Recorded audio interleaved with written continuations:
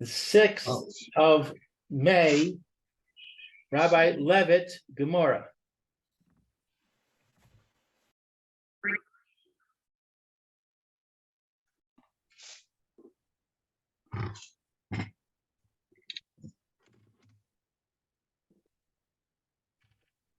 Okay,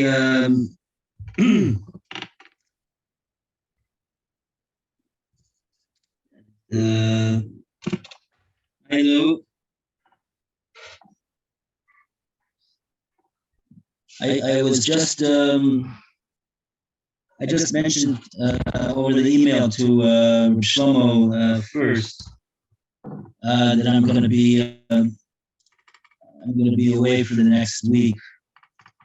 So I mentioned to him maybe he could take over the shirim, and otherwise there was somebody. Let's see what his response is. I know that he has taken over the shirim in the past, but in any case, that'll be starting tomorrow. So we'll be going. Wow. Yeah. So you'll be gone from when to when? Tomorrow is Tuesday, June 7th. Is that right? Tomorrow is Tuesday. 6th. The 6th, yeah. Oh, Tuesday is the 6th. Okay, I got it mixed up with the what it says here, 5, 6. 5 is the day over here. Okay. So it's we're traveling Tuesday tomorrow, and we're going. We'll be back. I think it's the following Monday. Yeah. So I should. It's approximately a week. Okay, so you'll probably be teaching on the 13th. That's Tuesday. Yeah. I assume so. Yeah. I assume so. Yeah. Okay. All right. Do you know Rabbi Fabian? Oh. Okay. Sure.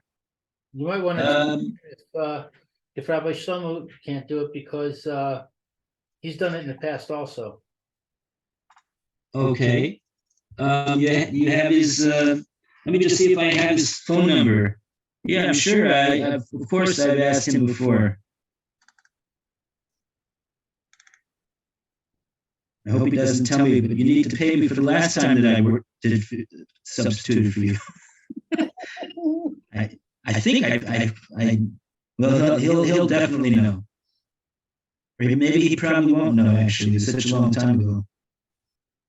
Nelson Fabian, here we are. Okay, so I'll give him a call. All right. Great. Well, thank you. Have a great trip, and thank you for letting me know.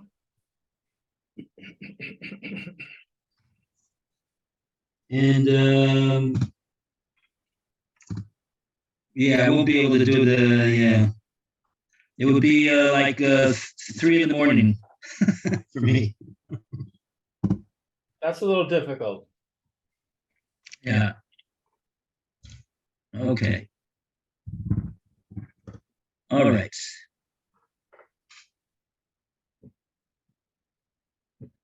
Okay, so now 93A1.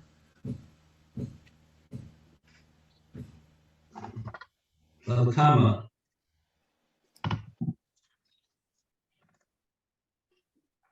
$109A and just a second, I'm gonna put on the air here.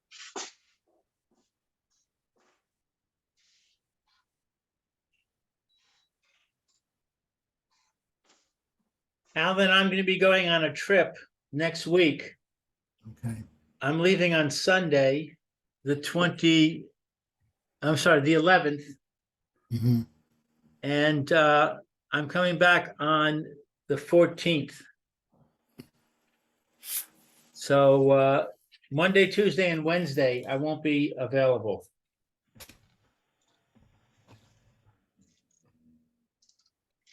Oh. Oh, so that's the tail end of my visit. Yeah, there's gonna be a couple of days there where neither of us are here. Okay.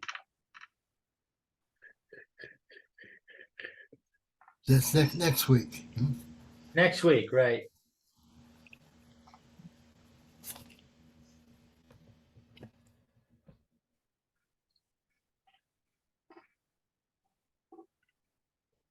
Okay, very good. Nassim Fabian. He's done he's okay, I'll ask him. You know if he has a Zoom meeting capability or I don't know. The last time he substituted, we were still in the physical location. right. I've talked with him since then, but I don't know if he has Zoom or not. Okay, we'll see. We'll find out.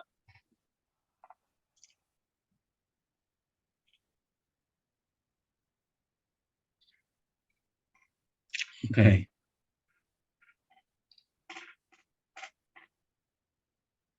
Yeah, I think this is the first time I've been away since we started this with the Zoom.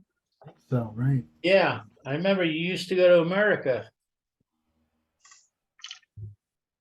Yeah. That was before COVID. Right. Okay. Yeah, the good old days. Baruch Hashem, the good old days are no longer around.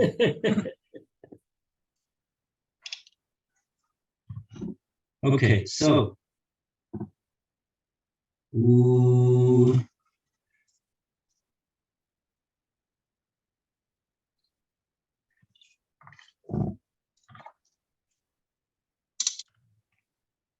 Okay, so we did the Mishnah. We did the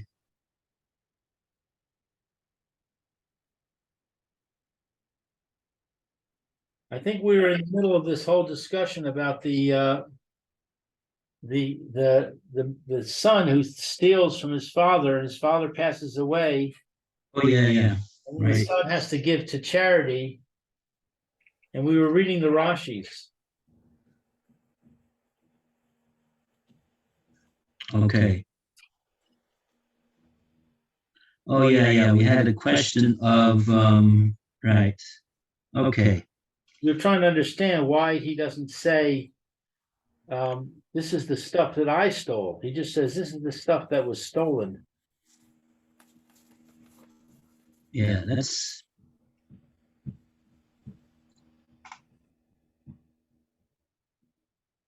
right.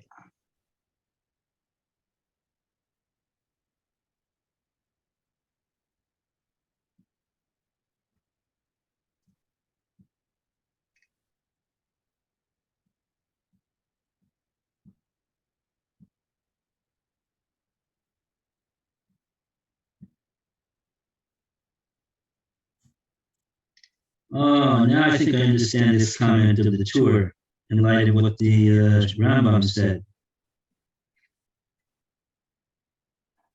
Yeah, just maybe this will wrap it up.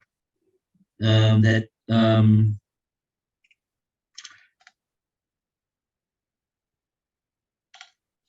just basically we said that Rav Papa says that he's got to say Zeh Gezel Abi.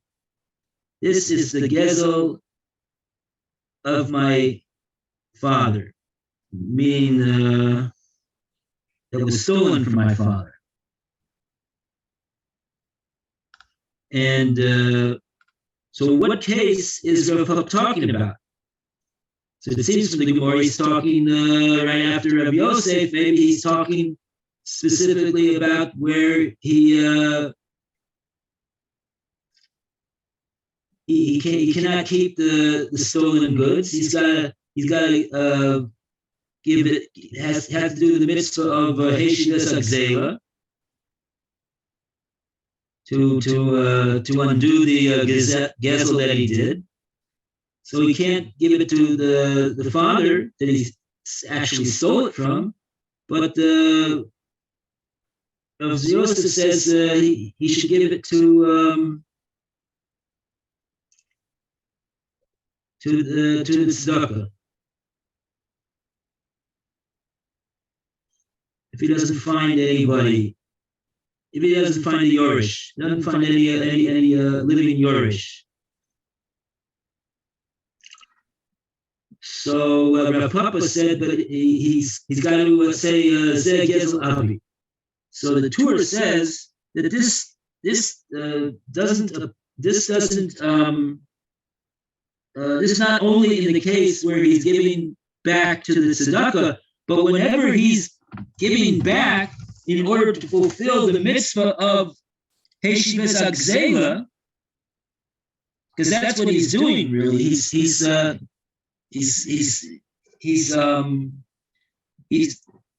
fulfilling the mitzvah of Heshivas Agzela Sher, which undoes the avera of the gezel.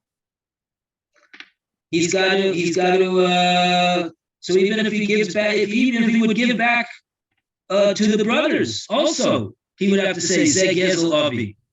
He'd have to say that.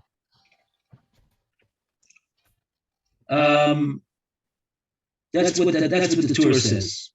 Because otherwise, if he just gives money to them, like to say, here, I'm giving you a present, and they say, where's this from? And they say, oh, Baruch Hashem, I gave you a present.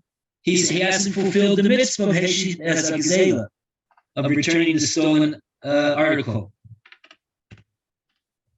That's the way the Rambam understood it, and I think that's the way the Torah is saying also. I'm not clear. Could you repeat that? Okay, so what I'm explaining is why it is that Rav Papa says that he's got to say Zeh Gezel Abi. Why does he have to say that? What's that all about? So what that's all about is that otherwise, simply to return the stolen property,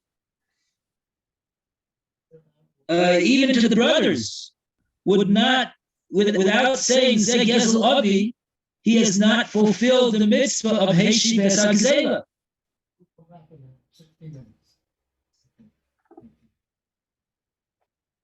He needs to identify that this is the gezel that was gazeled from the father, and now it's being returned to the brothers, to the tzedakah fund,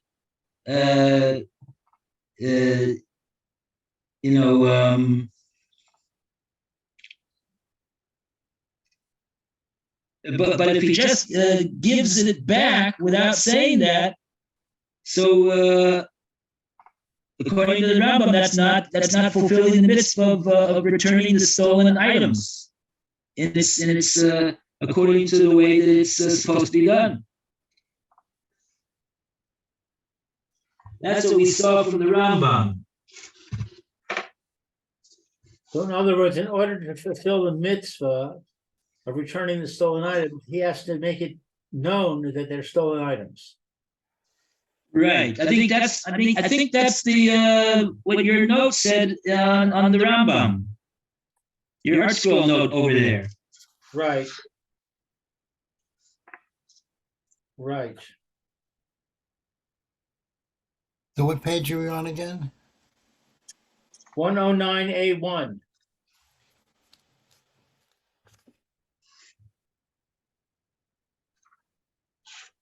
So even if he doesn't find any brothers, he still has to make the declaration, even if it's only to himself, because that's the fulfillment of the mitzvah. Well, who does he have to say this to? Right. Papa says he must say this is the stolen property of my father. It doesn't say who he's saying it to.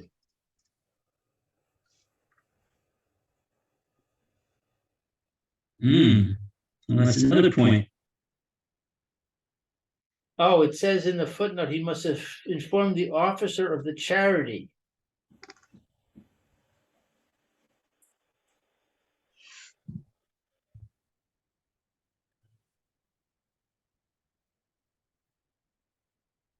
That note 6, 7. 7. Yeah, it's a. מעין לו אחים שנמצא זה הגזלן לבדו הוא היורש, מוציא הגזל מתחת ידו, בניו, ואם אין בנים לזה,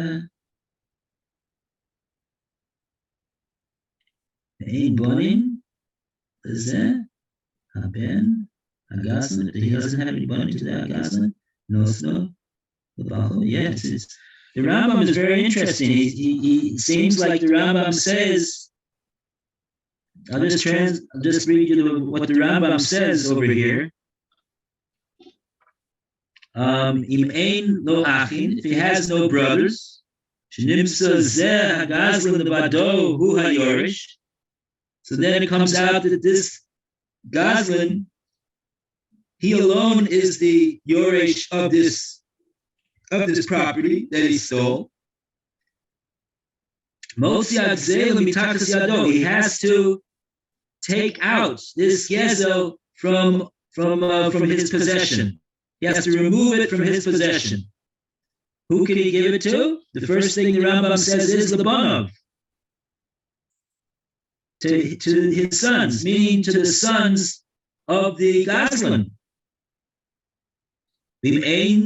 Banim lezeha haben agazlan, and if this Gazlan, who's the son of the father who passed away, that this is all his Yerusha, he doesn't have any sons.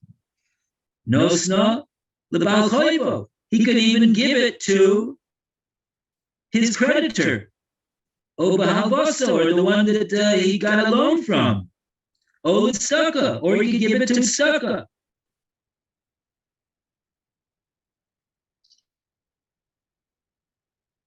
Gezela atzmo mitachas yado, nifter.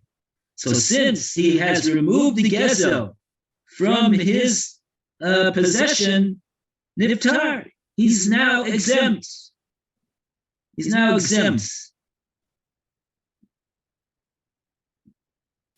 Apopisha nosna matana o para b'choivo, and even though he gave a matana, I think he means to tzedakah, or he paid his debt with this money, right? In other words, even though he's not really giving it back to the one that he stole it from. He's exempt with this what he did, because according to the Rambam, according to how he understands the Gemora, it's enough that he removes it from his domain and his possession. So even if he gives it to a tzedakah, even if he pays his own debt with it. I don't think he's talking about the late father's debt. He's talking about his own personal debt. He uses it for that.